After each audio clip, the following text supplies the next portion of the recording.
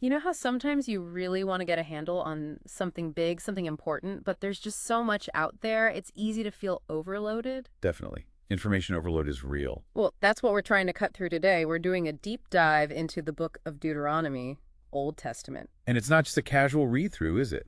Deuteronomy is foundational, hugely influential, but wow, it throws up some really tough ethical questions for modern readers. Exactly. You shared those source excerpts from 100 ethical and moral problem, and they just lay out so many complex issues in this one book. Yeah, it's quite the list. So think of this as like your shortcut to understanding some of the biggest debates around Deuteronomy's ethics.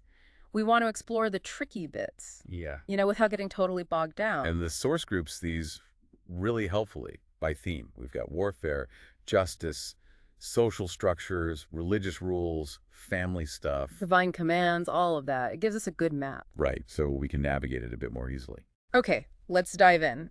First up, warfare and conquest. This concept of harem, devoted to destruction. Deuteronomy is pretty explicit. Commands to, well, completely annihilate certain Canaanite groups. Deut 7, Deut 20. Yeah, it's stark. Total annihilation. Men, women, children. So the big question right away is, how do we even begin to process a divine command like that? It just clashes so hard with modern ethics, right? The whole just war idea. Absolutely. That principle of non-combatant immunity protecting civilians, it seems completely contradicted in these passages. So what was the thinking? What were the justifications given back then? Well, often it's framed as divine judgment on the Canaanites. Their wickedness had reached a certain point is the idea, but punishing an entire people, including kids, for the actions of maybe some, that's tough. Collective punishment. it is. And that concept, collective responsibility, was much more prevalent in the ancient Near East than our modern Western focus on the individual. It's a different worldview. Then there's a specific law, Deut 21, about female captives taken in war. Yes. That one's complex, too. On one level, there's a mandated mourning period, which seems to acknowledge trauma, maybe, but then she's basically taken as a wife. Right, which immediately brings up questions of consent, coercion. And the psychological impact. Imagine being forcibly taken, losing everything, and then integrated into the conqueror's household. The long-term trauma must have been immense. And this ties into the whole troubling concept of holy war, where violence isn't just strategic, it's seen as, well, divinely sanctioned. Yeah, the ethical dangers there are huge. And that idea persists, doesn't it? It does. It has a long and often dark history. It's interesting, though, amidst all this destruction talk, there's that bit in Deut 20 about not destroying fruit trees during a siege. That is fascinating, isn't it? A flicker of maybe resource management or long-term thinking. Stands out. But then you have the broader issue of spoils of war, which, again, could include people. Exactly. The fruit tree detail shows the text isn't monolithic, perhaps. Yeah. But yeah, people as spoils. Deeply problematic. And you mentioned due process. Were these nations warned, given a chance to avoid destruction? That's a critical question. The text doesn't always clear on that. Modern legal ethics would demand some kind of due process, wouldn't they? For sure. And what about the difference sometimes mentioned between driving out nations and destroying them? Is that a real moral distinction? From the perspective of those being displaced, losing your home, your land, your culture, it's devastating either way, surely. Yeah. Forced displacement itself is a major ethical issue. Yeah, destruction doesn't have to mean just killing, does it? No. Cultural destruction, loss of identity, that's profound too. And those siege rules in Deut 20 offer peace to distant cities, but if they resist, it's death or enslavement. Nearby cities, no offer, just harem. The inconsistency is jarring. It feels very pragmatic, almost ruthless, strategically. What's the principle there? Easier conquest, theological reasons. Raises a lot of questions about the underlying ethics. Okay, let's shift gears. Justice, punishment, legal procedures in Deuteronomy. Right, another huge area. And immediately, the sheer number of offenses carrying a death penalty is, well, it's staggering. Idolatry, blasphemy, adultery, even the rebellious son. It feels wildly disproportionate by today's standards. The proportionality question is central. Does the punishment fit the crime even within its own context? And the methods prescribed, stoning, burning, they're brutal, raises questions about, human dignity even in punishment. Exactly. The suffering involved is hard to ignore. That rebellious son law, Deut 21, parents bring their son to the elders, say he's incorrigible, and he gets stoned. It's one of the most challenging passages for modern readers, I think. Seems like an extreme violation of family bonds, parental duty. What kind of society values order that much over a young person's life? It suggests a very strong emphasis on patriarchal authority and social conformity, perhaps at any cost. Then there's lex talionis, an eye for an eye, Dute 19. Is that meant to be strict justice or maybe a way to limit vengeance? That's the debate, isn't it? It could be seen as limiting retribution only an eye for an eye, not more, a step towards proportionality in its time. But applied literally, it still feels harsh. Not much room for mercy or rehabilitation there. True, it prevents escalation, maybe, but doesn't really address underlying issues or offer restoration. And public flogging, Dute 25, even with the 40 lash limit. Which itself might have been a reform, limiting it. Still public humiliation, physical pain as punishment. It clashes with modern ideas of dignity. Fundamentally, yes. The cruelty aspect is undeniable. The system relies heavily on witnesses, Dute 19, 2 or 3 required. But what about collusion? Or just honest mistakes? That's always the risk with witness testimony, isn't it? And the stakes are incredibly high, potentially life or death. And the punishment for a false witness is pretty severe, too. They get whatever they intended for the accused. Seems like a strong deterrent, perhaps. But could it also discourage people from testifying truthfully if they fear being accused of falsehood themselves? A tricky balance. Then there's that scene in Dute 27, the public curses declared from Mount Ebal for various sins. A very vivid ritual. But again, this idea of cursing potentially a whole group. Collective responsibility versus individual guilt. It's a powerful tool for social cohesion and reinforcing norms, certainly. But ethically, it raises questions about fairness to individuals within that collective. And even more extreme, Dute 13, if an entire Israelite city turns to idolatry. Total destruction. Everyone, even the animals. That level of internal purification, wiping out fellow Israelites, it shows the absolute priority placed on religious loyalty. It's deeply disturbing. It really is, the scale of it. And the value placed on human life seems secondary to religious conformity in that instance. What about the role of priests? Dute 17 says difficult legal cases go to the priests and judges. That blurs the line between religious and civil authority, doesn't it? It does. Potential for bias or for religious law to completely dominate secular justice raises questions about, separation of powers. Were there any safeguards mentioned against judicial abuse? The text emphasizes justice, but explicit checks and balances as we understand them, less clear. Much might rely on the integrity of the officials. And that ritual for an unsolved murder in Dute 21, breaking a heifer's neck in a valley. Strange, isn't it? It seems like a way to publicly acknowledge the crime, perhaps assign communal responsibility, and seek atonement when the individual killer can't be found. But does it bring justice for the victim? Or is it more symbolic, cleansing the community? That's the interpretive question. Probably more symbolic and communal. And we touched on this, but Dute 13 again. Death penalty for enticing someone to worship other gods. From a modern perspective, valuing religious freedom, that's a major red flag. Punishing someone for trying to persuade another about faith. Violates freedom of belief, freedom of speech. Yeah. Fundamental principles for us. Absolutely. It's a stark contrast. But on a slightly different note, Dute 19 does make a distinction between intentional killing and unintentional killing with the cities of refuge. Yes, that's significant. It shows a developing legal sophistication, recognizing intent.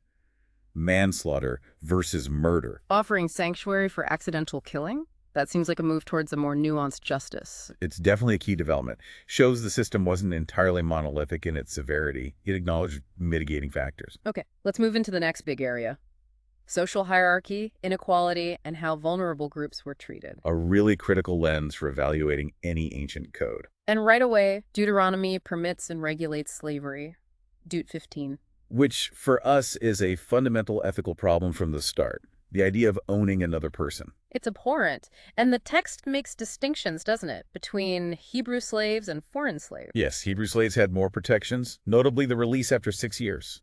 Foreign slaves, less so. It builds injustice right into the system. And what about female slaves? Concubines. Their situation seems especially precarious. Extremely vulnerable, subject to the master's power, including sexually. Limited agency, high risk of exploitation, that's a deep ethical concern. Even with the 6-year release for Hebrew slaves? What if they formed families? Did the wife and children go free too? Dute 15 isn't totally clear. It raises practical and ethical questions. What happens to that family unit? Potential for heartbreak and disruption, surely? And that ritual for a slave choosing permanent servitude, piercing the ear with an awl against the doorpost? Dute 15 again. A powerful physical symbol of surrendering autonomy. Even if voluntary, the choices were likely very limited. Speaks volumes about bodily autonomy or the lack of it. Definitely underscores the power imbalance. What about economics? The sabbatical year, Dute 15, where debts among Israelites were supposed to be released, sounds good in theory. A safety net, perhaps? Eh. Preventing generational debt cycles? But how well did it work? Could lenders find ways around it? Enforcement must have been tricky. You have to wonder, did it truly level the playing field? Or just offer temporary relief without changing underlying structures? And the rule about interest, Dute 23, no interest charged to fellow Israelites, but okay to charge foreigners. That creates a two-tiered economic system, doesn't it? An ethical double standard based on ethnicity or group membership. Seems discriminatory. Raises questions about fairness. Indeed. Yeah. Is ethics universal or just for the in-group? Now let's talk about women. Deuteronomy's laws generally place women in a subordinate position to men. How does that square with modern ideas of gender equality? Well, it doesn't, frankly. It reflects the patriarchal norms of the ancient Near East. Equal rights, equal opportunities. That's a fundamentally different framework. Inheritance laws, for instance, Dute 21. The firstborn son usually got a double share. What about the daughters? They typically inherited less, or only if there were no sons. It's clear economic inequality based on gender and birth order. Male lineage and property were prioritized. And in some laws, marriage, sexual offenses, women almost seem treated like property. Their legal identity was often tied to their relationship with men, father, husband, less independent standing. Things like bride price, the focus on virginity. That proof of virginity law in Dute 22 is particularly troubling, isn't it? A woman accused by her new husband, the parents have to produce the tokens of virginity. It's invasive, unreliable, and puts all the burden and shame on the woman. Huge gender bias and objectification. Severe consequences if proof wasn't accepted. And levirate marriage, Dute 25. A brother required to marry his deceased brother's childless widow. The intention was likely providing for the widow and continuing the family line. Important in that society. But what about her choice, her feelings, her well-being? Seems secondary. Her agency seems largely overlooked. It's about lineage, property, patriarchal continuity. And if the brother refused, the widow performs a shaming ritual, pulling off his sandals, spitting in his face. Seems harsh for him, but also highlights her limited options. It's a form of public pressure, reinforcing the obligation. But yeah, difficult situation all around. Then there's that law in Dute 25 about a woman intervening in a fight between her husband and another man if she grabs the other man's genitals. Her hand is to be cut off. Yeah. No pity shown. Wow, incredibly severe and very gender-specific. What's the thinking there? It's shocking. Seen as a grave offense, perhaps undermining male honor or reproductive capacity. Whatever the reason, the punishment seems wildly disproportionate. So overall, it seems clear women had limited legal agency compared to men. Owning property, initiating divorce, testifying in court, often restricted. Yes, that reflects the patriarchal structure of the time. Now, Deuteronomy does command care for the vulnerable, widows, orphans, foreigners. Dute 10:24. There are definitely compassionate strands, calls for justice, leaving gleanings in fields. But given the inequalities built elsewhere into the system, how effective are these protections, really? That's the question. Good intentions, perhaps, but did they overcome the systemic issues? Probably depended a lot on community enforcement and individual conscience. And creditors, were there limits on their power beyond the sabbatical year? Could debt still crush people? It seems likely. The sabbatical year was periodic relief, but ongoing debt and its consequences were probably still major issues. Could the land allocation system itself lead to growing inequality over time? Quite possibly. Inheritance, misfortune, shrewd dealing. Wealth could easily concentrate in fewer hands over generations. And finally here, Dute 23 excludes certain people from the assembly of the Lord, those with physical mutilations or specific national origins like Ammonites and Moabites. Yeah, that raises serious questions about discrimination, inclusion, and what defines belonging. Is it physical wholeness? Ancestry? Doesn't seem based on character or faith. No. And even though foreigners are generally supposed to be treated justly, Dute 10.19, love the sojourner, did they truly have equal rights? Probably not fully equal. Their status as outsiders likely always made them somewhat vulnerable, despite commands for fair treatment. That distinction seems baked in. Okay, let's shift to religious exclusivity, intolerance, and practice. This is another major theme. Absolutely central to Deuteronomy. The absolute ban on worshiping other gods. Dute 5, First Commandment stuff. backed by severe penalties. Does that infringe on freedom of belief? By modern standards that prize religious freedom. Yes, undeniably. It's a system demanding exclusive loyalty enforced by law. Very different from pluralism. And the command to destroy Canaanite sacred places, altars, pillars, idols, Deut 7:12, that's active intolerance, isn't it? It is. It's about eliminating competing religious practices and symbols from the land. No room for syncretism or other traditions. Questions about respecting cultural heritage arise. And we keep coming back to it, but Deut 13, death penalty for enticing others to worship differently. That's punishing belief in speech. It underscores just how absolute the demand for exclusive worship was. No proselytizing for other faiths allowed, on pain of death. The description of God as jealous, Deut 4, 5, 6. How do we understand that ethically? It signifies God's demand for exclusive covenant loyalty, not like petty human jealousy, theologians argue, but about the unique relationship. Still, the language is strong, implying intense reaction to perceived infidelity. And the ban on intermarriage with certain peoples, Deut 7, based on religion and ethnicity. Ethically problematic. It promotes group separation, risks discrimination, and limits individual choice in marriage based on group identity. How about the idea of Israel as a chosen people, Deut 7:14? How might that impact relations with others? It's complex. It can be seen as a call to responsibility, being a light to nations, but it can also foster superiority, exceptionalism, justification for different treatment. History shows both interpretations. Could the intense focus on purity and the violent punishments create a potential for fanaticism? That's a real risk. When absolute adherence is demanded and deviation is met with extreme measures, it can certainly foster intolerance and violence in the name of faith. How is a false prophet identified, Deut 18, if their predictions didn't come true? And death penalty for them, too. Yes, predictive accuracy was a key test, but it's a problematic criterion. And the death penalty. Could it be used to silence inconvenient or dissenting voices? That's a concern. Centralizing worship at one place due to 12, what were the impacts? Socioeconomic, religious. Made access harder for those far away. Increased the power of the central sanctuary and priesthood. Could lead to alienation for some, while unifying for others. Prohibiting certain mourning practices, like specific cuttings or shavings, Deut 14, because they were pagan. Ethical basis. Likely about maintaining distinctiveness. Avoiding practices associated with neighboring cultures and their gods, even if not inherently immoral themselves. Religious boundary keeping. The word abomination, tueva, comes up a lot.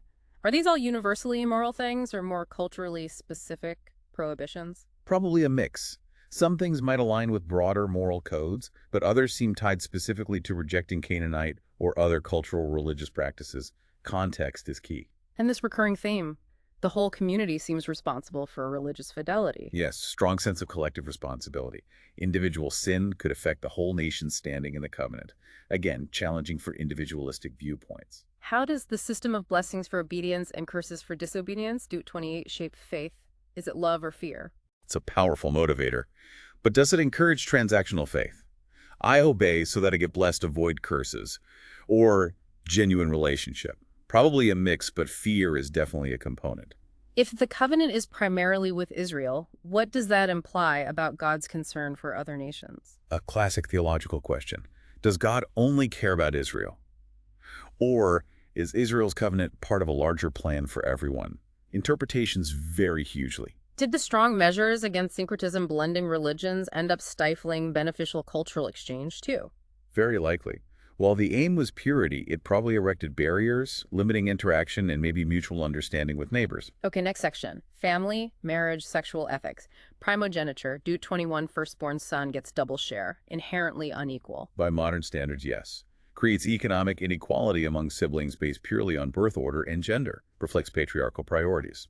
That law in Deut 22 about a rapist having to marry his victim if she wasn't betrothed, does that help her or harm her more? It's deeply troubling. Offers maybe a twisted form of social economic protection in that society, but forces lifelong association with the abuser. Huge questions about her trauma, agency. Adultery, Deut 22, death penalty for both parties.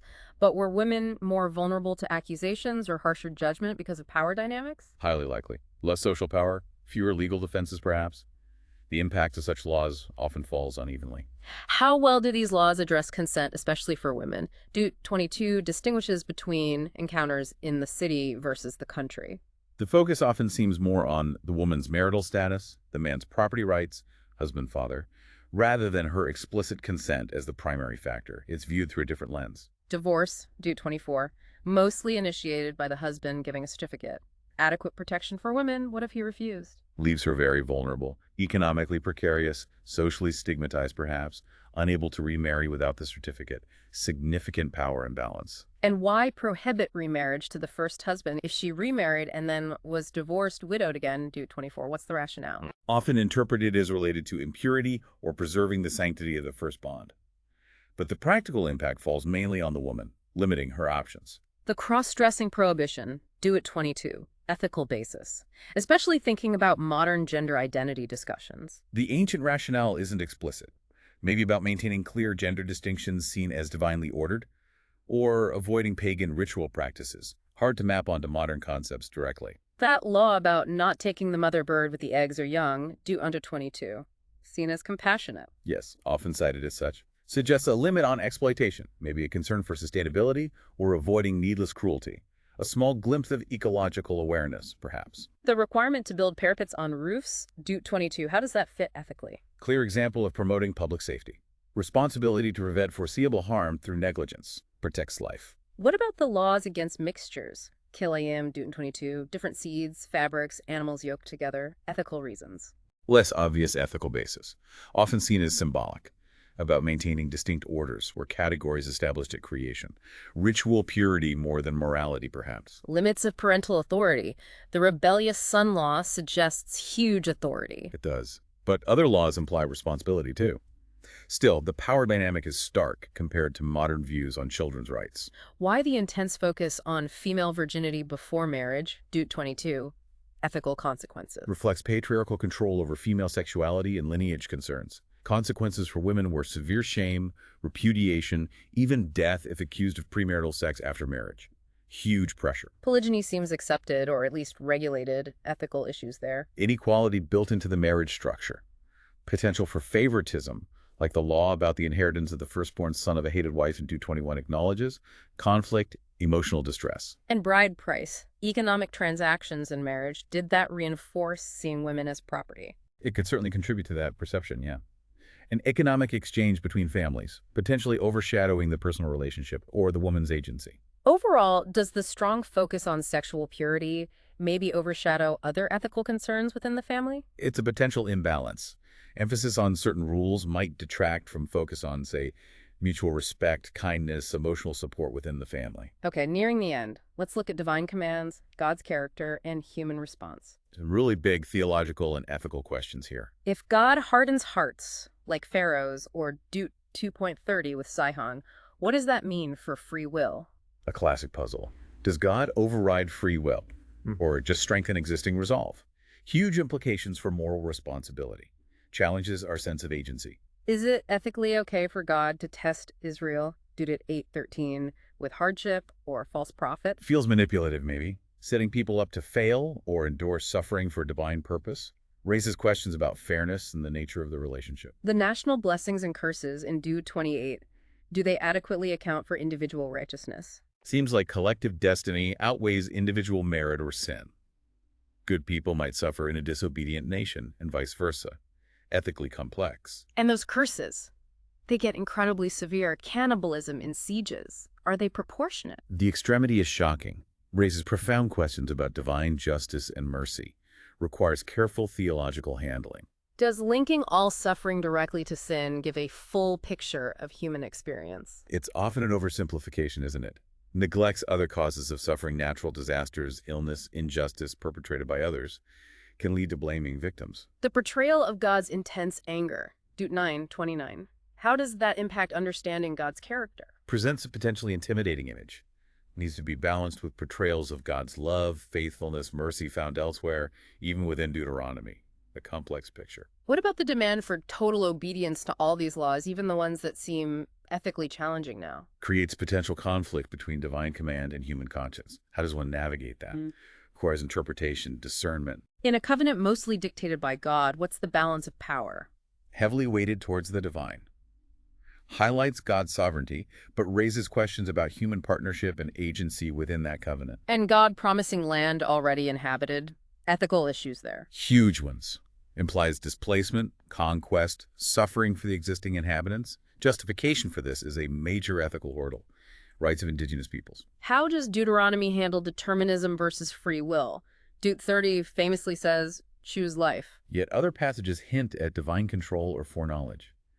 It seems to hold both in tension, like much religious thought, a paradox we still grapple with. Okay, just a few miscellaneous laws to wrap up. Yeah. Military exemptions, Deut 2024 for newly married men, etc., seems compassionate. It does. Acknowledges personal life circumstances. But how does that work in a holy war context, supposedly commanded by God? Tension there. Potential tension, yeah.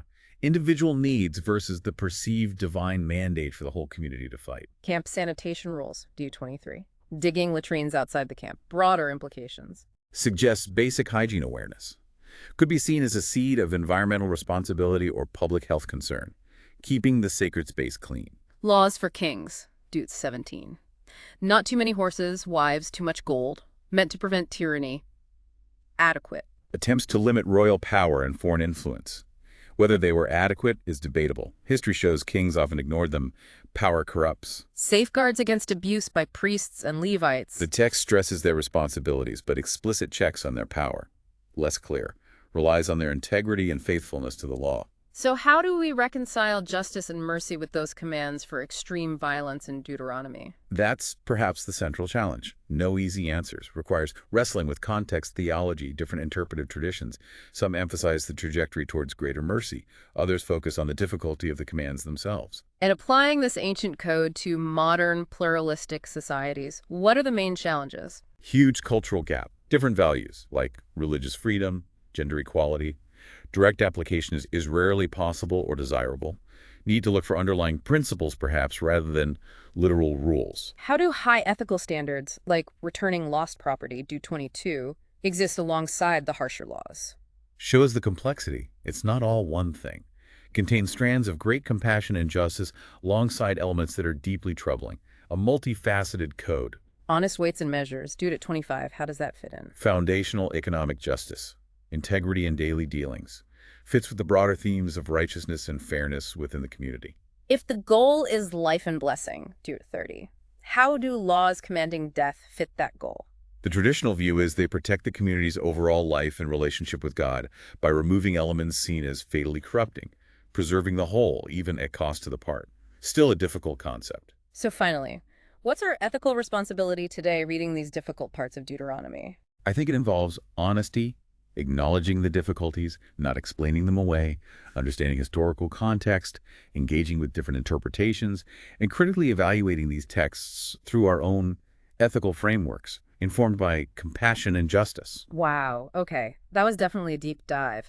And looking back at our source material, it really underscores just how complex Deuteronomy is. It's not just ancient history.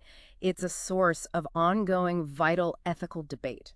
Absolutely. These questions don't just go away. They push us to think hard about justice, morality, faith, divine commands, all of it. So for you listening, we hope this gives you food for thought. Keep reflecting. What parts resonated with you? What parts felt really challenging or alien? Yeah, and maybe this is the final thought to leave you with. How does engaging with these ancient, sometimes really tough ethical dilemmas actually inform how we think about justice, morality, and faith right now in our own lives and societies? What speaks to us across the centuries, and what forces us to confront just how different our world and maybe our values have become?